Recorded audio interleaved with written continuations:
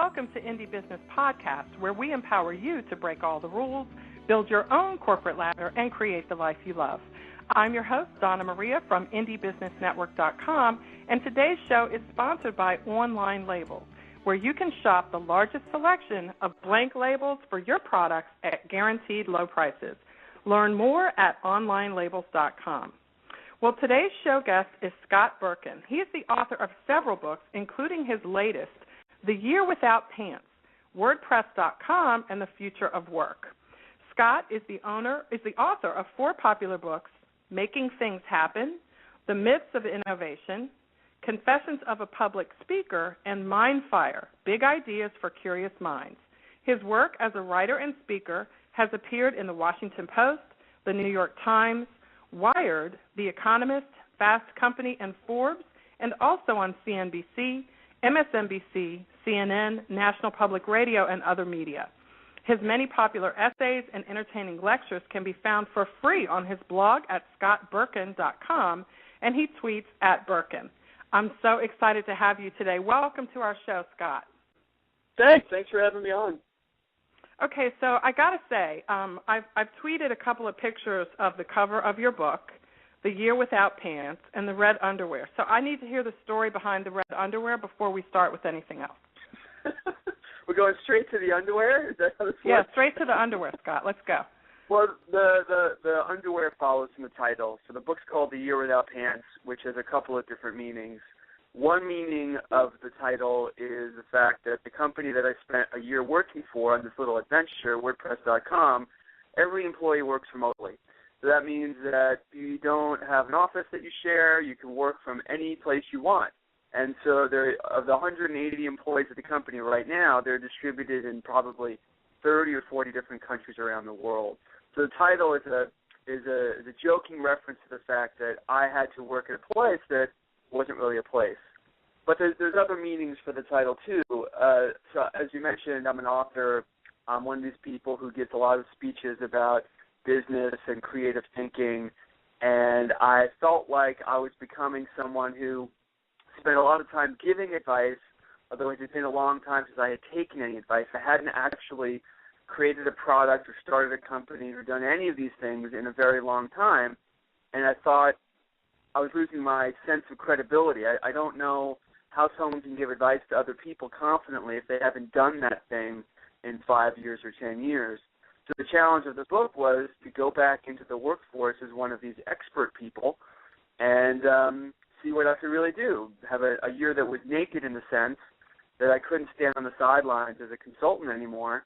I had to get back in the middle of things and find out what I was good at and what has changed since the last time I had a job. So, Scott, let me ask you this, because there's a blog out there, and I can't remember the name of it off the top of my head, where there is a guy who every year or so, travels to a different country, applies for some jobs, and starts working there, doing whatever they do in that country. Is this something that came as an idea because you saw someone else do it, or what was it that made you think you could go, oh, I'm just going to go work somewhere for a year for this reason? Is that something you recommend other people do, and how did you make that happen? Well, it is something I recommend other people do, but let me answer the first question first.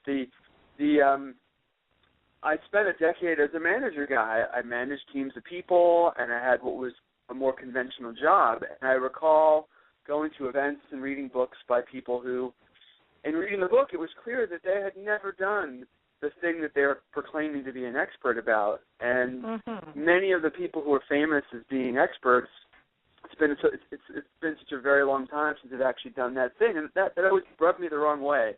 And then when I quit that job about a decade ago to become a writer, it had always been in the back of my mind that I need to find ways, if I want to have high integrity as a consultant or as a speaker, I have to find ways to test my own credibility, that it's too easy once you're on the sidelines and you're writing books and you're giving lectures and you're on a TV shows, or like right now I'm on a radio show as an expert. It's too easy to do that without having really experienced those things, and I think you lose touch. So I'd always had it in the back of my mind once I started this career as an author, that periodically I need to find ways to check my own to check myself and see how much of what I preach do I actually practice.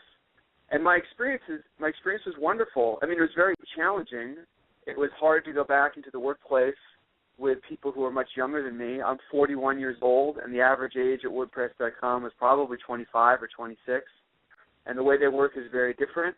They don't use email very much because they're remote workers. That changes a whole bunch of the dynamics in how coworkers and teams are structured. So I found it very challenging.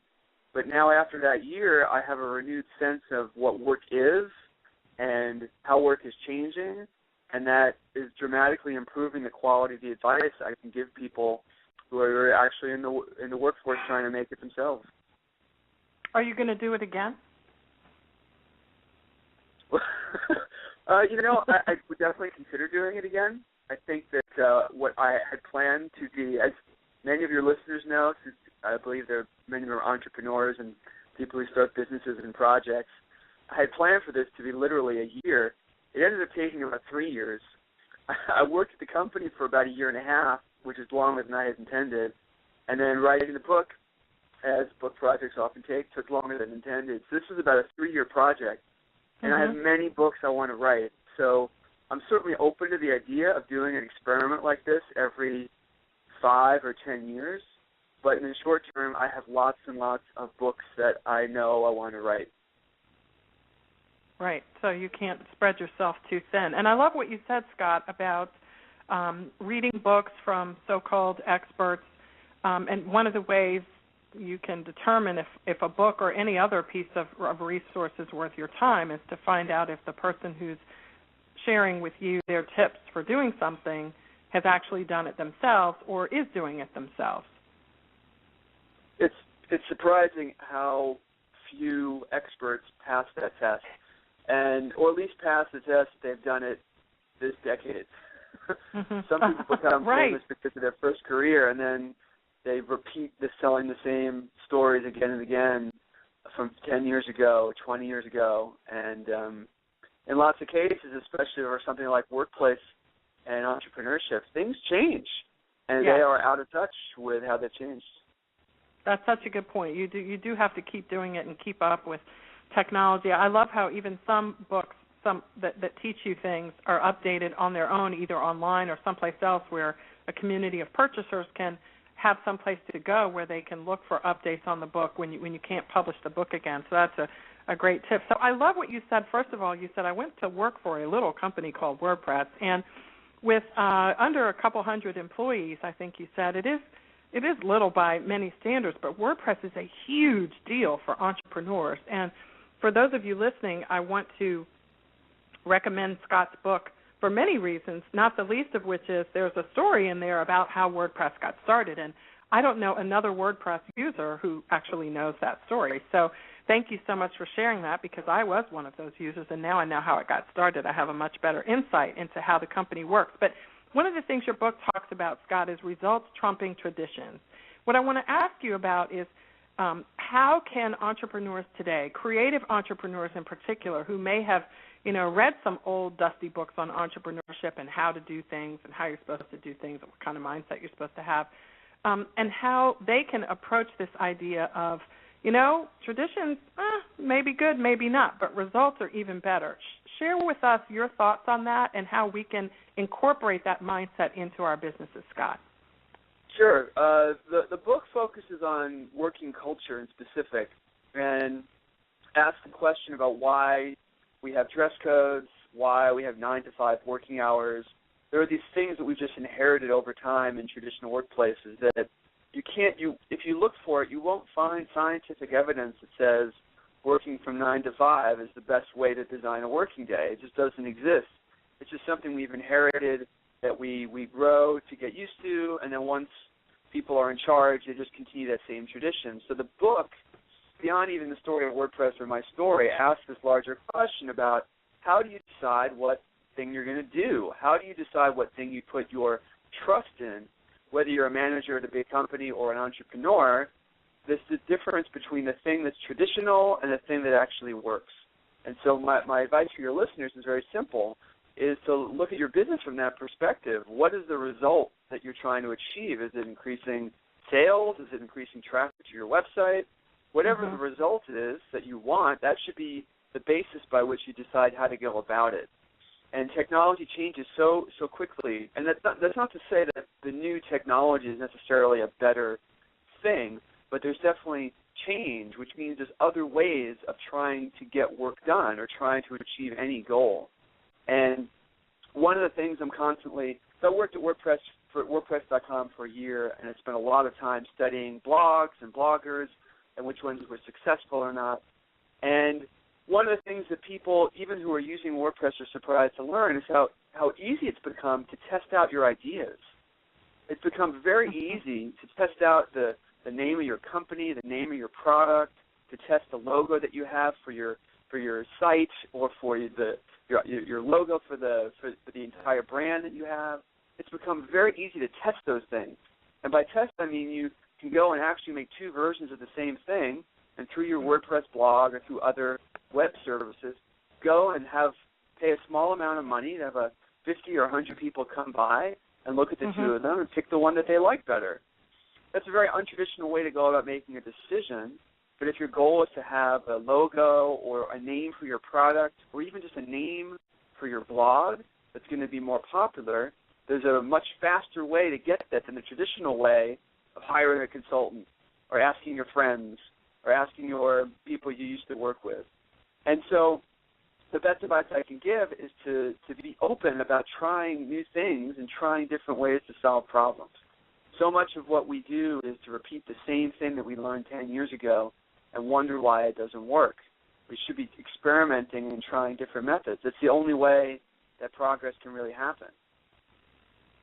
That's a great point. It reminds me of something that's actually happening right now in our IndieBusinessNetwork.com member Facebook group, where a member just did what you did. She put up 2 images of labels that she's considering, and after a few days there was something like 50 comments and feedback from other people who are in her industry giving her feedback and, thumbs up, thumbs down on those different labels. So that's a perfect example of what you're talking about in a small group environment, to get that kind of peer feedback and then move and not wait, months or whatever for, traditional means to tell you whether it works or not. Yeah, there's risks, of course, of doing that. You're not always going to get useful feedback, and sometimes the opinions that people offer are not the same as what your customers would do. But the cost in terms of actual time to get that kind of information is very small. It would just take an hour or two. You post it on your Facebook group or wherever, and the feedback comes in. And if you don't agree with all of it, that's fine. You don't have to use it. But by trying a different method that gives you that kind of information quickly, it's going to lead you on the path to results much faster than simply assuming that the way that you learned how to make that kind of decision is the best way. And certainly, no matter what, you're going to get some input that results in some sort of idea that you didn't think of, whether it's directly related to your labels or not. So getting that kind of input is absolutely priceless. I want to talk to you for a bit about blogging, because you know an awful lot about it. And, of course, creative entrepreneurs, almost everyone knows what a blog is, and, not that many fewer people actually have a blog, but whether they actually use it is another issue. So I know in part of your book, and again I want to refer everyone here, starting at around page 112, you talk about what happens when people start a blog, and you went from, blog to abandon the blog to blog a draft, abandon the draft, until, four iterations later you actually have a blog post and you're waiting for the world to come and no one shows up. There's crickets chirping. Because you've been involved on the level that you have with WordPress and working with bloggers who have to deal with that, oh my goodness, I just spent an hour on this and no one's paying any attention. What are your words of encouragement, Scott, for bloggers who are going through this, and business owners in particular that are going through this, because blogging is so critical and you have a handle on that? What can you tell our listeners to get them through that hump where no one's listening until they can create an audience that can help promote their business? Yeah, this was the book, The Year Without Pants, follows my year working there, and one of the jobs that I had, that my team had, was figuring out this problem, how to help new bloggers, and studying the experience that new bloggers have when they They decide, I should have a blog, and they go and create it, and what happens, and why so few of them are successful, or so many people just give up along the way. And the best advice I give people, especially to people who are starting a new company or they're starting a new blog, is not to worry so much about the blog. There's this weird sense that everyone has that the internet is waiting for their blog or their website. The word blog is, people shouldn't get hung up on that word. It's basically just a kind of website. They're all the differences between these definitions isn't really that important.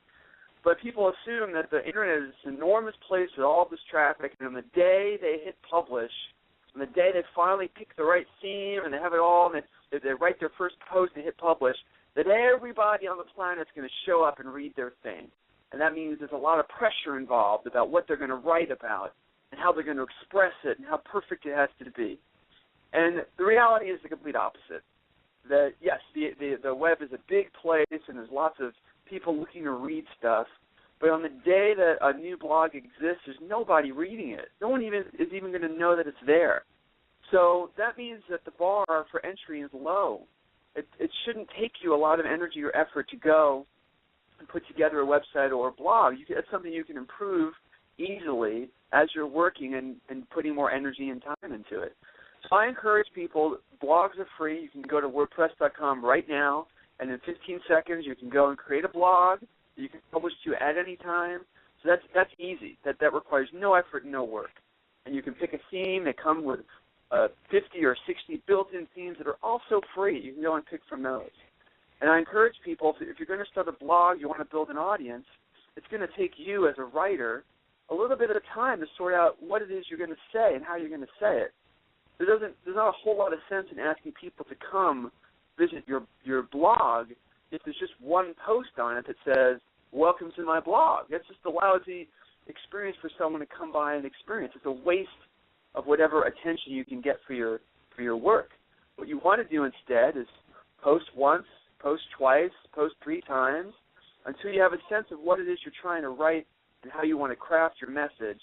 And only once you've figured some of that out do you want to pull the plug on whatever advertising or whatever you can do to get attention for this thing that you've made. But until then, there's nothing really to worry about until you've created enough content that it's worthy of someone coming by and spending time on. Scott, I always think of a blog as first and foremost a personal development tool because you do have to cheer yourself on for a while when no one's there. It's such an accomplishment to write a blog post even if no one else reads it. And if you treat your blog as like a personal diary of your business, then you can't lose because 6 months, 8 months from now when you do have an audience, they get to see the background of your business. They get to know you in a way that they wouldn't otherwise do, and that will create the kind of trust to keep you going, right? So blogging is developing yourself as a business leader, whether anybody reads it or not, right? Absolutely, yeah, of course. I think that there's psychological advantages to journaling of any kind. Even if you don't publish it, just keeping a record of what you thought that day, why you made a certain decision, because that gives you the benefit of a history. You can go back in time and look, why did I make this decision, and go back and look at that. So even if people are afraid of blogging or publishing, if you're starting on any new venture, any new entrepreneurial venture, having some kind of journal, I think, is incredibly valuable. No one else can provide you that data about what you were thinking and how you got yourself set on the path that you're on. But in terms of the blog itself, in terms of the blog itself, you're totally right. That once people do find you and they do love your product, if you've been writing once a week for the first 5 months your business existed, that's fascinating background that people want to know about how you made those decisions, or even what was on your mind, or it could even be as simply, and this is where people's egos get the better of them, that they feel that every blog post they write has to be some creative masterpiece where there's, it's 7 paragraphs long and it's all new theories on business. No, it can be very simple. It could even be a list of the five things that you read that day that helps you think about what you're trying to do. It can be very, very simple. And the more blogs that you look at out there, even including some of the popular ones, are very, very simple in the kinds of content that they publish. Thank you for that simplicity reminder. In the few minutes that we have left, Scott, I want to ask you about this, and this dovetails with the topic, the title of your book, which is Working Without Your Pants On. So I have to go back to that. I don't know why. I just love the red underwear image. Your book talks a lot about life without email. So in the context of what we're talking about here, which is working virtually, creative entrepreneurs can make great use of virtual assistants and other virtual help. So here's the specific question I have for you. What are your resources or tips for creative entrepreneurs who want to work with someone virtually but not use email? Are there cloud-based programs that you recommend for us to be able to communicate with our team when we're not together? Can you share some, if any? Yeah. So I have nothing against email. I think email is great for certain problems in certain situations. But we all know we've ended up on these email conversations, especially in traditional workplaces, where we're just buried in stuff we don't need to know that people keep sending us, and we feel obligated to be on the distribution list, and we're just buried in it. And so WordPress.com tries to flip that around by not forcing email as the primary tool. And individual employees are free to use other tools with their teammates or with any kind of communication that they choose to. They're free to, this harkens back to the traditions versus results conversation. People are open to try different tools, and in some cases, different tools work better. Now, specific to your question about entrepreneurs and working with people who are providing services to them, there's a very popular set of tools that are similar to what I used at WordPress.com. There's tools that allow you to use the web as a way to send messages back and forth on projects. And instead of it being based on email, there's simply a web page you go to that lists the chronology of all the conversations and all the documents that are posted. A popular one of these tools is called Basecamp, which is incredibly popular. I don't know how many of your listeners have heard of it, but it's a very popular tool that web-based teams and also people who are working individually and entrepreneurially with each other use instead of email. And it solves many of the problems that email has. It allows you to always have a searchable archive of all the communication. It allows you to have a URL instead of cramming stuff away in folders. It allows you to have a URL to access the same instance of any message at any time and to send that to someone else. So Basecamp is probably the most popular tool like that. At WordPress.com, we used something else that was based on WordPress. There's a blogging theme called P2, which is similar to this thing called Basecamp that provides an alternative. But I'm not an P2 as in P is in person and then the number 2?